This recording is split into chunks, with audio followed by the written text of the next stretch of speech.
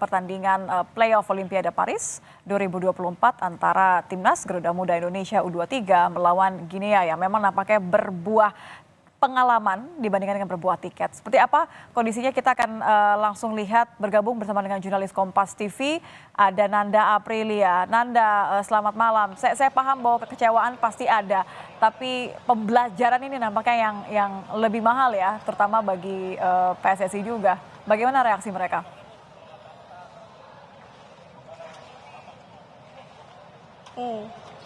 Iya Nitya, kalau kita melihat di GBK sendiri untuk nobar di sini, memang kalau dari PSSI, kami melihat ada salah satu perwakilan dari PSSI yang memang juga sudah memantau dari awal pertandingan sampai dengan akhir. Yakni langsung saja terkait dengan bagaimana respons terkait dengan hasil hari ini Timnas Indonesia melawan Timnas Guinea. Kita sudah bersama dengan saya di sini, Nitya, bersama Mas Arya Sinulinga, yakni anggota Komite Eksekutif PSSI. Selamat malam, Mas. Selamat malam. Dia. Baik, Mas, kita review sedikit terkait dari pertandingan tadi seperti apa dari tanggapan Mas Arya.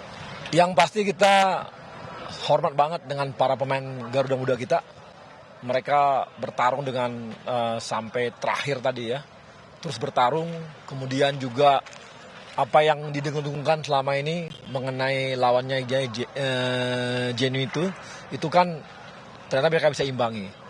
Walaupun dengan komposisi pemain yang ada yang hilang ya, Rido, ada Justin, ada ini sebagainya nggak ada gitu ya, tapi mereka bisa imbangi juga dan bisa dikatakan tadi pun mereka kalahnya karena penalti.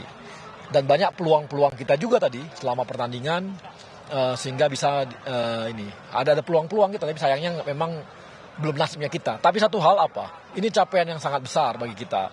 Kita sudah lama sekali nggak pernah mencapai posisi lolos jadi Olimpiade ini. Tapi apakah ke depan bagaimana? Ini harapan kita ada lagi.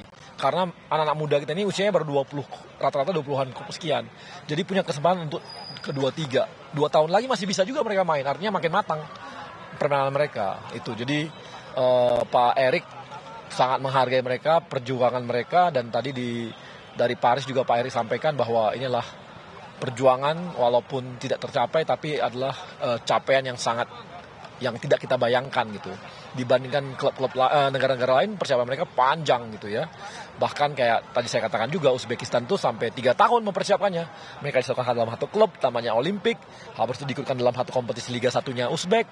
Dan itu sama-sama mereka membangun timnya. Kalau tim kita kan dibangunnya ini ya, tidak panjang gitu, dengan pemain-pemain baru mereka juga gitu. Kalau melihat dari U23 generasi emas ini bisa dikatakan kedepannya proyeksinya seperti apa, Mas Arya?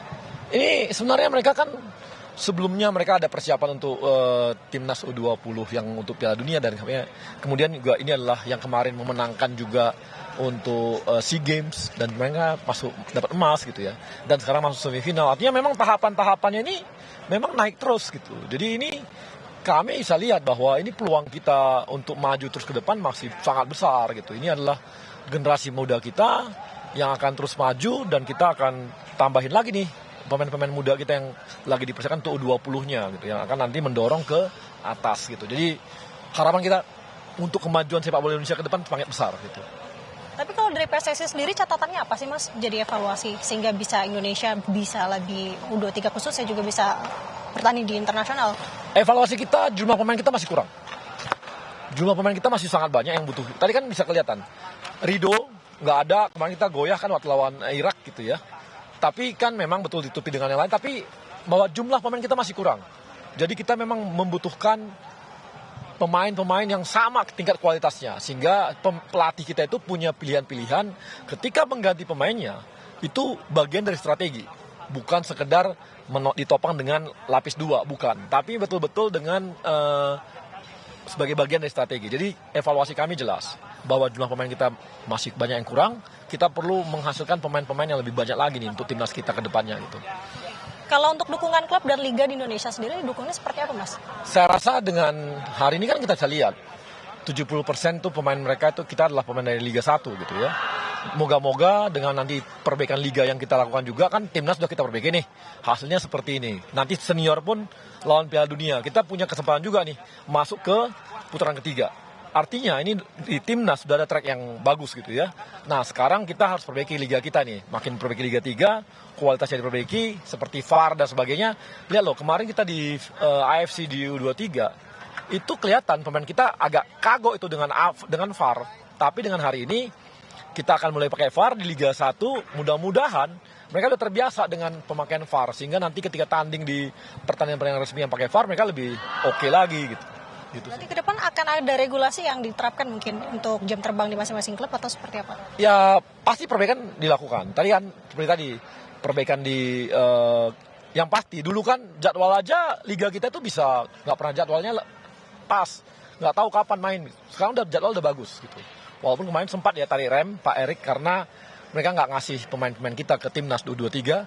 Tapi kan akhirnya setelah kita dapat mereka bisa lanjut lagi liganya. Jadi perbaikannya jelas.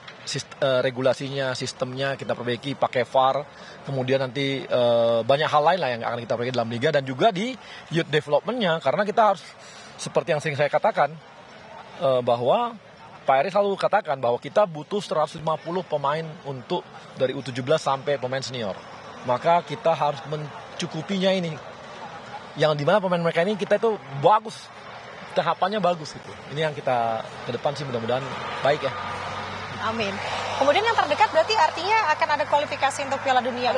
Ada kualifikasi Piala Dunia di bulan Juni. Bulan depan kita akan kualifikasi dunia, ada 2 lawan lawan Filipina dan lawan Irak. Dan kita tuan rumah. Kalau menang kita akan lolos di putaran ketiga Piala Dunia, berarti tahapan kita akan makin baik.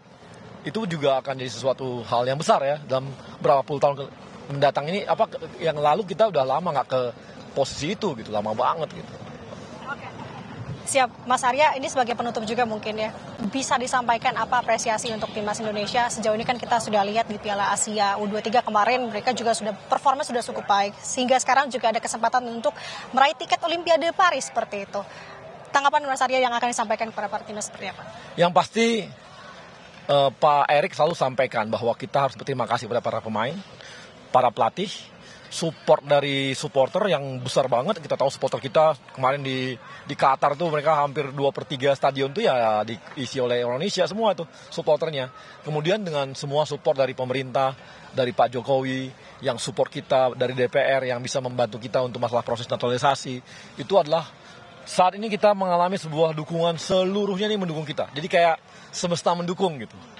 Itu yang membuat kita bisa seperti sekarang ini. Jadi kalau kita tetap bisa seperti ini, kita yakin, Pak Erik itu yakin bahwa kita akan bisa melangkah lebih jauh lagi ke depannya. Jadi masuk ke 100 besar itu, ranking 100 besar itu bukan satu mimpi, bahkan capaian 70 besar itu adalah target-target yang mungkin bisa terjadi ke depannya gitu. Banyak kesempatan lainnya ya Mas ya. Terima kasih Mas Arya. Mas Arya Sinulinga, terima kasih atas waktunya dengan Kompas TV.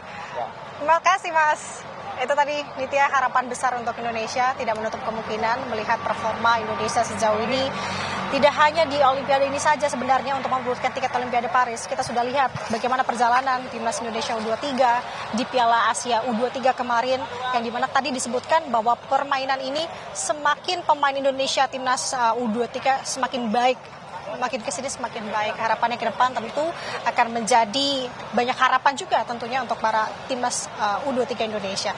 Sementara demikian, Nitya kembali ke studio. Baik, terima kasih Nanda Aprilia langsung dari GBK pasca nonton bareng perlawanan